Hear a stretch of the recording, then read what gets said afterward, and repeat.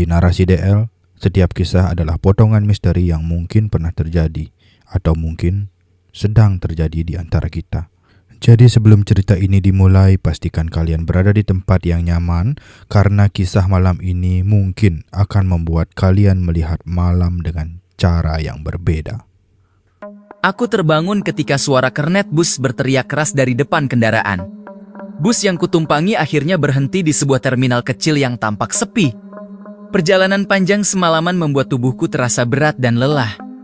Dengan mata masih setengah mengantuk, aku meraih ranselku dan turun dari bus yang segera melanjutkan perjalanan menuju kota berikutnya.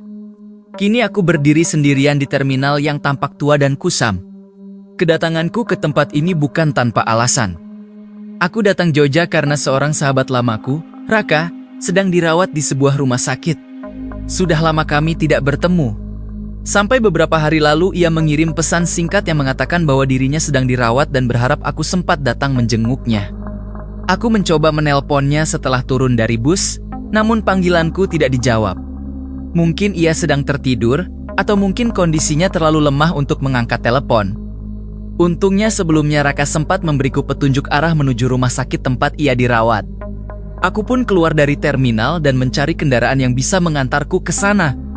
Beberapa angkutan umum terlihat menunggu penumpang.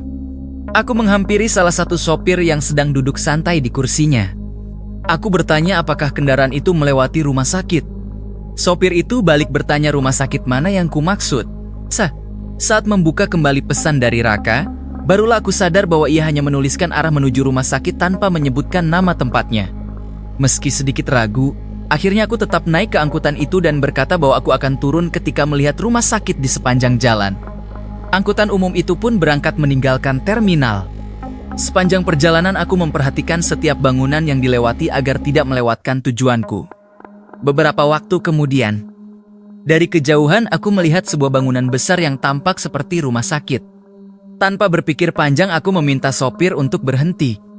Sopir sempat menatapku dengan ekspresi aneh dan bertanya apakah aku yakin ingin turun di tempat itu.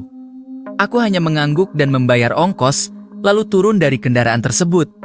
Angkutan itu segera pergi meninggalkanku sendirian di depan bangunan besar yang tampak tua dan tidak terawat. Rumah sakit itu terlihat kusam dengan cat tembok yang memudar dan beberapa bagian bangunan yang retak. Lampu di halaman hanya menyala redup sehingga suasana di sekitarnya terasa sunyi dan agak menyeramkan. Aku sempat ragu untuk masuk, tetapi karena sudah menempuh perjalanan jauh, akhirnya aku memberanikan diri melangkah ke dalam. Pintu utama terbuka dan aku berjalan menyusuri lorong yang panjang. Anehnya, hampir tidak ada lampu yang menyala di dalam bangunan itu. Cahaya hanya masuk dari jendela yang menghadap keluar. Aku berjalan menuju meja resepsionis yang berada di tengah ruangan.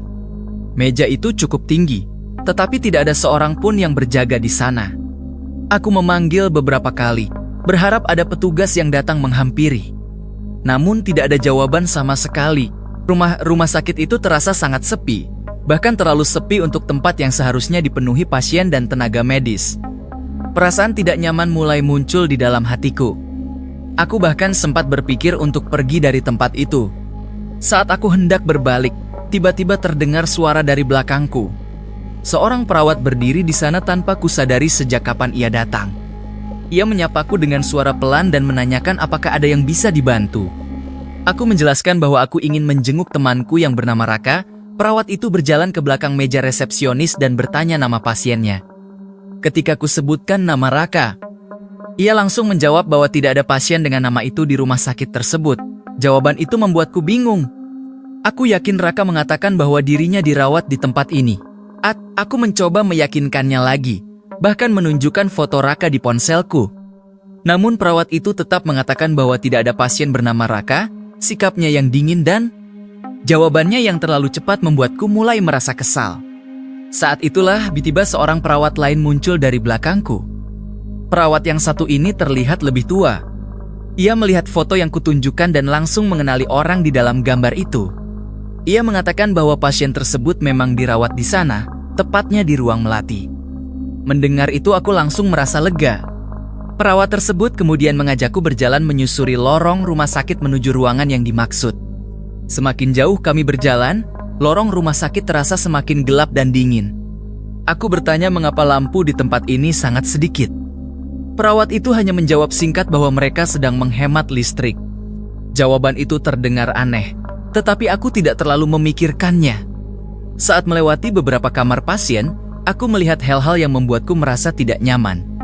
Salah satu kamar terbuka dan di dalamnya terlihat seorang wanita yang sangat kurus sedang merayap di lantai. Rambutnya panjang dan berantakan, sementara pakaian pasien yang dikenakannya dipenuhi noda cairan merah. Ia tidak berada di atas ranjang seperti pasien pada umumnya. Ketika matanya tiba-tiba melirik ke arahku, aku segera mempercepat langkah karena merasa merinding. Tidak hanya itu, dari salah satu ruangan tertutup terdengar suara keras seperti seseorang menabrakkan tubuhnya ke pintu berkali-kali. Aku sempat mengintip melalui kaca kecil di pintu tersebut dan melihat seorang pasien yang terus melompat sambil menghantamkan tubuhnya ke pintu. Pemandangan itu membuatku semakin tidak nyaman. Tetapi perawat yang mengantarku tetap berjalan dengan tenang seolah semua itu adalah hal yang biasa. Akhirnya kami berhenti di depan sebuah kamar. Perawat itu menunjuk pintu dan mengatakan bahwa itu adalah ruang melati, tempat temanku dirawat. Setelah mengatakan itu, ia langsung pergi meninggalkanku sendirian di depan pintu kamar. Aku mengetuk perlahan sebelum membuka pintu. Di dalam ruangan itu hanya ada 2 ranjang pasien, tetapi keduanya terlihat kosong. Aku mulai bingung dan memanggil nama Raka beberapa kali. Tidak ada jawaban. Aku masuk lebih jauh ke dalam ruangan sambil mencoba mencari keberadaannya. Tiba-tiba pintu kamar mandi terbuka dari dalam. Seseorang keluar dari sana, dan ternyata benar, itu adalah Raka. Wajahnya terlihat pucat, tetapi ia tersenyum ketika melihatku. Ia tampak terkejut karena aku benar-benar datang menjenguknya. Aku pun merasa lega karena akhirnya menemukan temanku. Kami mulai berbincang tentang perjalanan yang baru saja kulalui dan tentang kondisinya yang mulai membaik. Meski begitu, entah kenapa sejak pertama kali memasuki rumah sakit itu, perasaan tidak nyaman tidak pernah benar-benar hilang. Ada sesuatu yang terasa aneh di tempat itu, sesuatu yang tidak bisa dijelaskan dengan logika. Aku belum menyadari bahwa malam yang akan segera datang akan membawa kejadian mengerikan yang tidak pernah kubayangkan sebelumnya. Setelah berbincang sebentar, aku melihat kondisi Raka yang tampak sangat lemah. Wajahnya pucat dan tubuhnya terlihat jauh lebih kurus dari terakhir kali kami bertemu. Aku tidak ingin mengganggunya terlalu lama, jadi aku hanya menanyakan beberapa hal ringan tentang keadaannya. Raka mengatakan bahwa kondisinya sudah sedikit membaik meskipun masih harus menjalani perawatan beberapa hari lagi. Mendengar itu aku merasa sedikit lega. Aku kemudian bertanya apakah ranjang kosong di sebelahnya bisa kugunakan untuk beristirahat malam ini. Raka mengatakan bahwa ranjang itu biasanya ditempati pasien lain, tetapi orang tersebut sedang keluar dari ruangan. Karena merasa sangat lelah setelah perjalanan panjang, aku akhirnya memutuskan untuk menggelar tikar di lantai dekat ranjang Raka.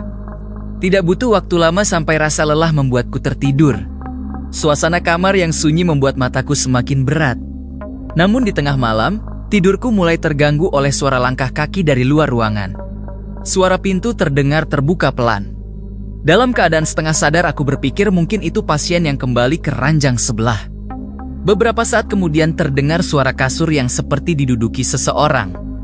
Aku mencoba kembali tidur, tetapi tidak lama setelah itu terdengar suara aneh dari arah ranjang sebelah. Suara itu terdengar seperti seseorang yang sedang terkekeh pelan. Awalnya pelan, namun semakin lama semakin jelas. Suara itu terdengar serak dan tidak wajar. Aku merasa terganggu dan akhirnya membuka mata untuk melihat apa yang sebenarnya terjadi. Saat itulah jantungku seolah berhenti berdetak. Tepat di bawah ranjang Raka, aku melihat sesosok makhluk yang membuat seluruh tubuhku membeku. Sosok itu terbungkus kain kafan dengan kapas menutup bagian hidungnya. Kulitnya tampak membusuk dan wajahnya menatap lurus ke arahku dengan mata kosong. Aku spontan berdiri dengan tubuh gemetar. Dalam keadaan panik aku memanggil nama Raka, namun ketika aku menoleh ke arah ranjangnya, Raka justru tidak ada di tempat tidurnya. Rasa panikku semakin menjadi. Dengan tangan gemetar aku membuka tirai pembatas menuju ranjang sebelah. Namun yang kulihat bukanlah pasien biasa. Di sana terdapat makhluk kecil dengan tubuh dipenuhi bisul besar. Makhluk itu sedang duduk di lantai sambil mengunyah sesuatu yang bentuknya seperti seekor ayam hidup. Dari mulutnya menetes cairan merah yang mengalir ke lantai. Aku hampir berteriak saat melihat pemandangan itu. Dengan napas terengah aku hendak berlari keluar dari kamar. Namun tiba-tiba terdengar suara Raka dari belakangku. Ia bertanya kenapa aku berdiri dengan wajah panik di tengah malam. Ketika aku menoleh, Raka sudah kembali berbaring di ranjangnya seolah tidak terjadi apa-apa. Aku segera menceritakan apa yang baru saja kulihat, namun Raka hanya menatapku dengan bingung. Ia mengatakan tidak ada apapun di ruangan ini dan mungkin aku hanya bermimpi karena terlalu lelah. Aku kembali melihat ke bawah ranjang dan ke arah tirai pembatas. Semuanya terlihat normal. Tidak ada makhluk apapun seperti yang kulihat sebelumnya. Meskipun jantungku masih berdegup sangat kencang, aku mencoba menenangkan diri dan kembali berbaring. Malam itu aku memaksa diriku untuk tertidur lagi, meskipun perasaan takut masih terus menghantui pikiranku. Keesokan paginya sinar matahari masuk melalui jendela kamar. Aku terbangun dengan tubuh terasa lemas. Ketika melihat ke arah ranjang Raka, ternyata ia sudah tidak ada di tempatnya. Aku berpikir mungkin ia sedang menjalani pemeriksaan atau check-up. Setelah menunggu cukup lama, aku merasa lapar dan akhirnya memutuskan keluar dari rumah sakit untuk mencari makanan. Di siang hari rumah sakit itu terlihat sedikit berbeda. Cahaya matahari membuat bangunan itu terlihat lebih jelas, meskipun tetap tampak tua dan sepi. Hampir tidak ada orang yang terlihat di lorong-lorongnya. Aku keluar menuju jalan dan berjalan mencari warung makan di sekitar tempat itu. Setelah cukup lama berjalan, akhirnya aku menemukan sebuah warung kecil yang menjual makanan khas daerah tersebut. Aku memesan sepiring nasi hangat dan segelas kopi untuk mengisi perut yang sejak semalam kosong. Pemilik warung, seorang ibu paruh-baya, mulai mengajakku berbincang. Ia bertanya dari mana asalku dan mengapa datang ke tempat ini. Aku menjelaskan bahwa aku datang untuk menjenguk temanku yang sedang dirawat di rumah sakit dekat terminal. Mendengar jawabanku, wajah ibu itu berubah sedikit bingung. Ia bertanya apakah aku benar-benar menginap di rumah sakit tersebut.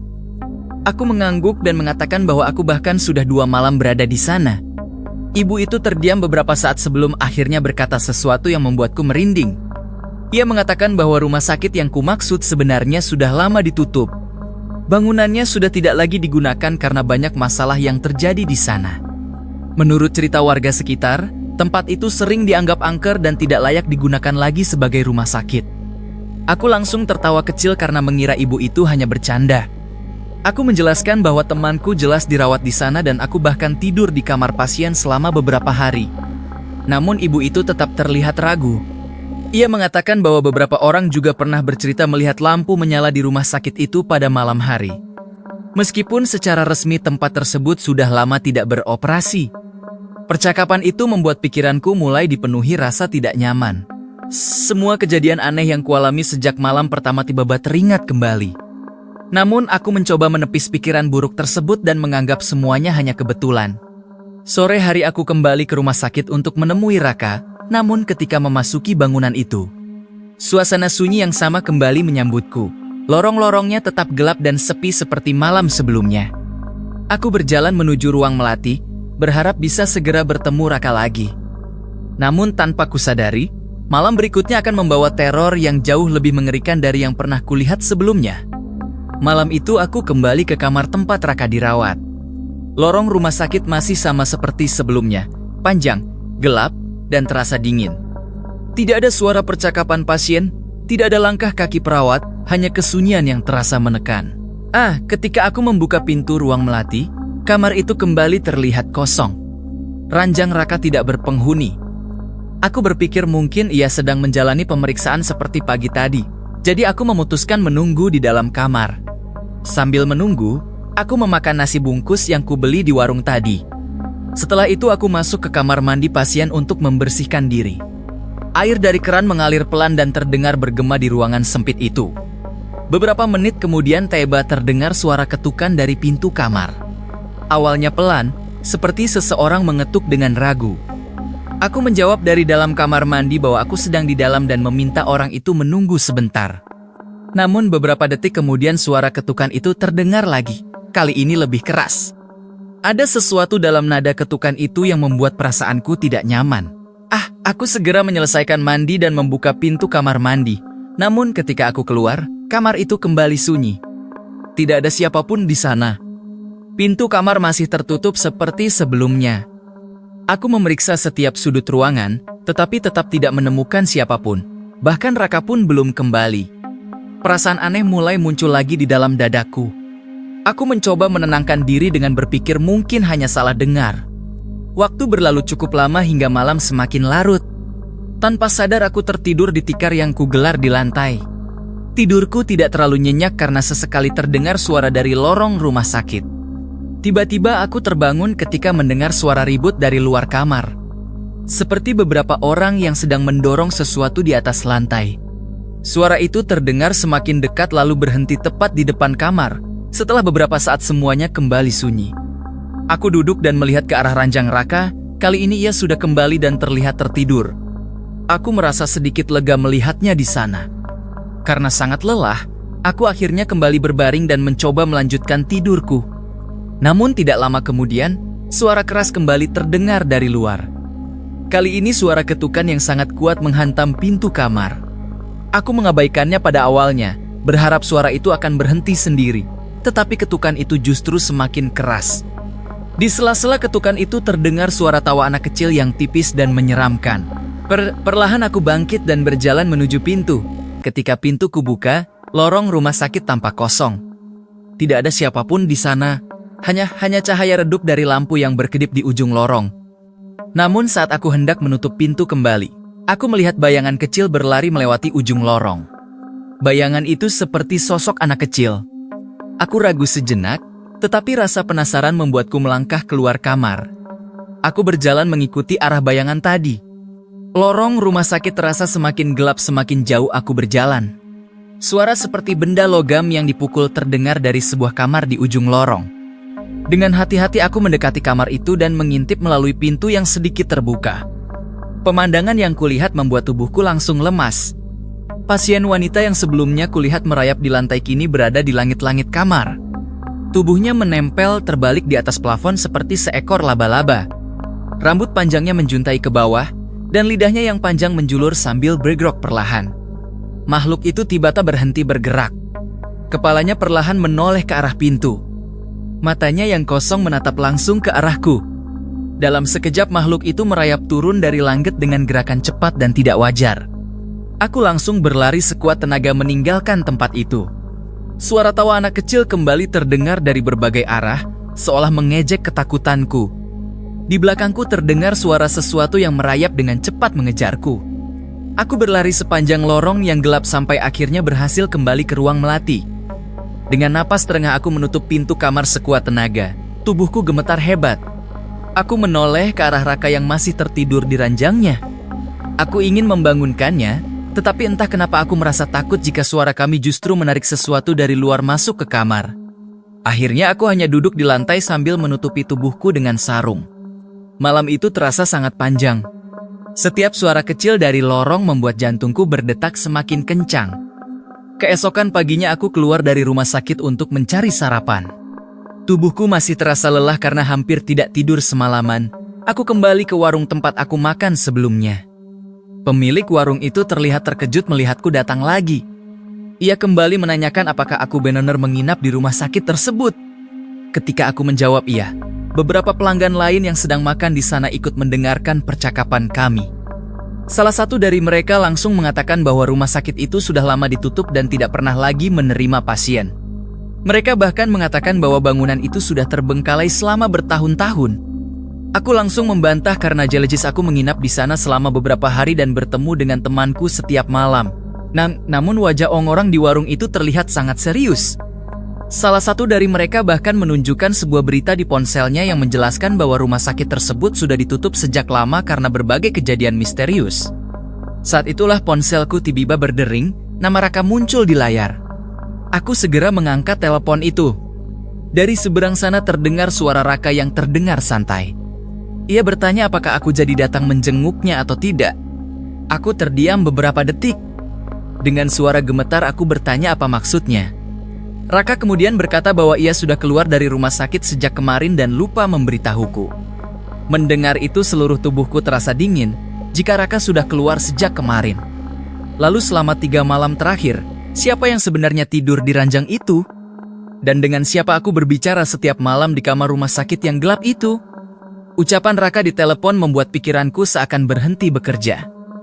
Beberapa detik aku hanya diam memegang ponsel tanpa bisa berkata apa-apa. Raka kembali bertanya apakah aku benar datang ke kota ini atau tidak. Dengan suara yang masih gemetar aku menjelaskan bahwa aku sudah berada di sini selama beberapa hari dan bahkan menginap di rumah sakit tempat ia mengatakan dirinya dirawat. Di ujung telepon terdengar Raka terdiam cukup lama. Lalu ia mengatakan bahwa dirinya sudah keluar dari rumah sakit sejak 2 hari yang lalu dan sekarang sedang berada di rumah saudaranya untuk beristirahat. Mendengar itu seluruh tubuhku terasa dingin. Aku mencoba mengingat kembali semua kejadian yang kualami sejak malam pertama datang ke tempat itu. Sosok Raka yang kutemui di kamar, percakapan kami, bahkan peringatannya agar aku tidak keluar kamar pada malam hari. Semuanya terasa begitu nyata. Aku bahkan bisa melihat wajahnya dengan jelas saat ia berbicara denganku. Namun jika benar ia sudah keluar dari rumah sakit sejak 2 hari yang lalu, maka pertanyaan yang terus berputar di kepalaku hanya satu. Siapa sosok yang selama ini menemaniku di kamar itu? Orang-orang di warung mulai memperhatikanku ketika wajahku berubah pucat. Salah satu dari mereka bertanya apakah aku baik-baik saja. Dengan tangan masih gemetar aku menunjukkan bangunan rumah sakit yang terlihat dari kejauhan. Mereka kembali mengatakan bahwa bangunan itu sudah lama kosong dan tidak ada lagi aktivitas di sana. Bahkan menurut cerita warga sekitar, tempat itu sering dianggap angker karena dulu pernah terjadi banyak kejadian aneh ketika rumah sakit tersebut masih beroperasi. Aku mencoba menenangkan diri dengan berpikir mungkin semua yang kualami hanyalah mimpi atau halusinasi karena kelelahan. Namun bayangan kejadian malam itu terus muncul di kepalaku. Sosok wanita yang merayap di lantai, suara ketukan pintu, bayangan anak kecil yang berlari di lorong, hingga makhluk yang menempel di langit-langit kamar. Semua itu terasa terlalu nyata untuk disebut sekadar mimpi. Rasa penasaran akhirnya mengalahkan ketakutanku. Setelah selesai makan, aku memutuskan untuk kembali ke rumah sakit itu untuk terakhir kalinya. Aku ingin memastikan sendiri apa yang sebenarnya terjadi di tempat tersebut. Beberapa orang di warung mencoba melarangku. Mereka mengatakan tidak ada alasan untuk kembali ke tempat yang sudah lama ditinggalkan itu. Namun aku tetap pergi. Ketika aku sampai di depan gerbang rumah sakit, suasana tempat itu terasa sangat berbeda dari sebelumnya. Di siang hari bangunan itu tampak jauh lebih tua dan rusak. Cat dindingnya mengelupas. Jendela-jendelanya berdebu, dan halaman depannya dipenuhi rumput liar yang tinggi. Pintu utama yang semalam kulalui ternyata sudah setengah rusak dan menggantung pada engselnya. Sulit dipercaya bahwa aku benar-benar berjalan masuk ke dalam tempat ini selama 3 malam berturut-turut. Aku melangkah masuk dengan hati-hati. Debu tebal menutupi lantai lorong. Tidak ada lampu yang menyala.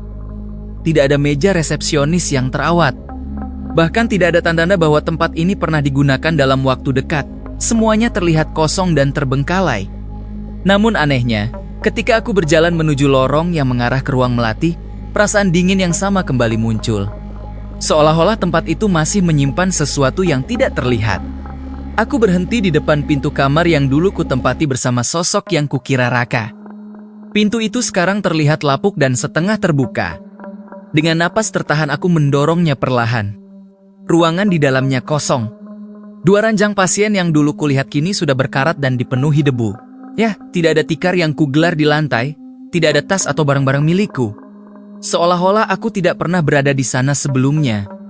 Aku berdiri beberapa saat di tengah ruangan itu sambil mencoba memahami semuanya. Angin yang masuk melalui jendela membuat tirai tua di kamar itu bergerak perlahan. Suara gesekan kain terdengar seperti bisikan yang samar. Perasaan merinding kembali menjalar di sepanjang punggungku. Saat aku hendak keluar dari kamar itu, tiba-tiba terdengar suara langkah kaki dari lorong. Suara itu sangat pelan, tetapi jelas terdengar di tengah kesunyian bangunan kosong tersebut. Aku menoleh ke arah pintu. Tidak ada siapapun di sana. Namun suara langkah itu terdengar lagi. Kali ini sedikit lebih dekat. Jantungku mulai berdetak lebih cepat. Perlahan aku berjalan menuju pintu dan mengintip ke lorong. Lorong itu terlihat panjang dan gelap. Tidak ada orang di sana. Namun di ujung lorong, sesaat sebelum aku menarik kembali kepalaku, aku melihat sesuatu. Sosok seseorang berdiri diam di kejauhan, tubuhnya kurus, kepalanya menunduk dan wajahnya sangat mirip dengan Raka. Aku membeku di tempat. Namun sebelum aku sempat memastikan apa yang kulihat, sosok itu tiba-tiba menghilang ke dalam kegelapan lorong. Tanpa berpikir panjang aku segera keluar dari kamar dan berjalan cepat menuju pintu keluar rumah sakit. Aku tidak lagi ingin mengetahui apapun tentang tempat itu. Yang kupikirkan hanya satu, pergi sejauh mungkin dari bangunan tersebut. Saat akhirnya aku berhasil keluar dari gerbang rumah sakit dan melihat kembali jalan raya yang ramai, barulah aku merasa sedikit lega. Namun sampai hari ini, satu pertanyaan masih terus menghantuiku. Jika rumah sakit itu benar-benar sudah kosong selama bertahun-tahun, jika Raka memang sudah keluar dari sana sebelum aku datang, lalu siapakah sosok yang menyambutku di resepsionis malam pertama? Siapa perawat yang mengantarku ke ruang melati? Dan yang paling mengerikan, siapa yang selama 3 malam terakhir tidur di ranjang itu? Dan berbicara denganku siala dia adalah sahabatku? Setelah meninggalkan rumah sakit itu, aku tidak langsung kembali ke penginapan. Aku berjalan cukup lama menyusuri jalan kecil yang mengarah ke pusat kota. Pikiranku masih dipenuhi bayangan kejadian yang kualami selama 3 malam terakhir. Semuanya terasa begitu nyata. Bahkan sekarang, ketika aku mencoba mengingat kembali wajah sosok yang kupanggil Raka di kamar itu, wajahnya terasa sangat jelas di kepalaku. Namun semakin aku memikirkannya, semakin banyak hal yang terasa tidak masuk akal. Raka yang kutemui di rumah sakit itu terlihat sangat pucat, seolah-olah tubuhnya tidak memiliki tenaga sama sekali. Cara bicaranya juga pelan dan kadang seperti orang yang sedang menahan sesuatu. Bahkan ketika ia tersenyum, ada sesuatu yang terasa aneh pada tatapannya. Saat itu aku tidak terlalu memikirkannya, tetapi sekarang semuanya terasa berbeda. Malam itu aku memutuskan untuk segera pulang ke kota asalku. Aku tidak ingin berada lebih lama lagi di tempat yang menyimpan begitu banyak kejanggalan. Keesokan paginya aku kembali ke terminal untuk mencari bus pertama yang berangkat. Perjalanan pulang terasa jauh lebih panjang dari perjalanan datang. Sepanjang jalan aku hampir tidak bisa tidur. Setiap kali menutup mata, bayangan lorong gelap rumah sakit itu kembali muncul di pikiranku. Beberapa hari setelah aku kembali ke rumah, aku akhirnya bertemu langsung dengan Raka. Ia terlihat jauh lebih sehat daripada yang kubayangkan. Tubuhnya memang masih sedikit kurus, tetapi wajahnya tidak lagi sepucat sosok yang kutemui di rumah sakit itu. Kami duduk di sebuah warung kopi sambil mengobrol tentang banyak hal. Awalnya aku ragu untuk menceritakan semua kejadian yang kualami. Aku takut ia menganggapku mengada-ada. Namun rasa penasaran akhirnya membuatku menceritakan semuanya dari awal. Dari saat aku tiba di terminal, bertemu dengan perawat di resepsionis, hingga 3 malam yang kuhabiskan di ruang melati bersama sosok yang kukira dirinya. Ketika aku selesai bercerita, Raka terlihat sangat terkejut. Ia mengatakan bahwa dirinya memang sempat dirawat di rumah sakit itu beberapa hari sebelum aku datang. Namun karena kondisinya membaik, keluarganya memindahkannya ke rumah sakit lain pada hari yang sama ketika aku masih berada di perjalanan menuju kota itu. Artinya, saat aku tiba di rumah sakit tersebut, Raka sebenarnya sudah tidak berada di sana. Yang lebih mengejutkan lagi, Raka kemudian mengatakan sesuatu yang membuat bulu kuduku berdiri. Ia bercerita bahwa selama dirawat di rumah sakit itu, beberapa pasien sering mengaku melihat sosok yang menyerupai orang yang mereka kenal. Sosok itu biasanya muncul di malam hari dan berbicara seperti orang biasa. Namun ketika pagi tiba, sosok tersebut selalu menghilang tanpa jejak. Menurut cerita yang pernah ia dengar dari salah satu perawat lama di sana, bangunan rumah sakit itu memang menyimpan banyak kisah aneh. Konon dulu pernah terjadi sebuah kecelakaan besar yang membuat banyak korban meninggal saat sedang dirawat di sana.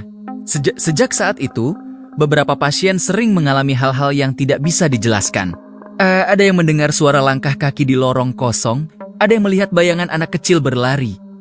Bahkan ada yang mengaku berbicara dengan orang yang ternyata sudah lama meninggal. Mendengar semua itu membuat ingatanku kembali pada peristiwa malam terakhir di rumah sakit itu. Peringatan dari sosok yang kukira Raka masih terngiang jelas di telingaku, apapun yang terjadi. Jangan keluar kamar malam ini. Saat itu aku tidak mengerti maksudnya. Namun sekarang aku mulai memahami sesuatu. Mungkin sosok itu bukan benar-benar Raka. Mungkin ia hanyalah salah satu penghuni tempat itu yang mencoba menyerupai orang yang paling kupercaya agar aku tetap tinggal di sana. Aku tidak pernah kembali ke kota itu sejak kejadian tersebut. Bahkan setiap kali melewati rumah sakit atau lorong rumah sakit yang sepi, perasaan dingin selalu kembali muncul di punggungku. Kadang-kadang, ketika malam sangat sunyi, aku masih teringat wajah pucat sosok yang duduk di ranjang rumah sakit itu. Sosok yang tersenyum kepadaku. Sosok yang berbicara denganku selama 3 malam. Sosok yang kuanggap sebagai sahabatku sendiri. Dan setiap kali aku mengingatnya, satu pertanyaan selalu muncul di pikiranku. Jika benar rumah sakit itu sudah lama kosong, jika benar Raka sudah tidak berada di sana ketika aku datang, lalu siapa sebenarnya yang selama 3 malam terakhir menemaniku di kamar itu? Dan yang lebih mengerikan lagi, kenapa sosok itu tahu namaku? Bahkan sebelum aku sempat memperkenalkan diri. Itulah kisah yang terjadi di kala itu. Sebuah kejadian yang mungkin tidak akan pernah bisa dijelaskan sepenuhnya. Dunia ini menyimpan banyak misteri, dan sebagian di antaranya mungkin belum pernah kalian dengar.